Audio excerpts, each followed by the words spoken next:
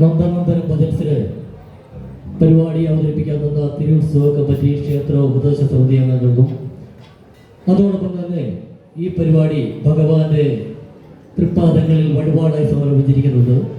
ദീപക് ശാലുപറമ്പിൽ മംഗലാപുരത്തിനും അദ്ദേഹത്തിൻ്റെ കുടുംബാംഗങ്ങൾക്കും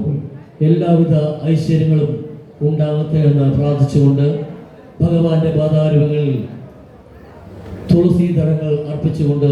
ഞങ്ങളുടെ ഭജൻ ആരംഭിക്കുകയാണ്.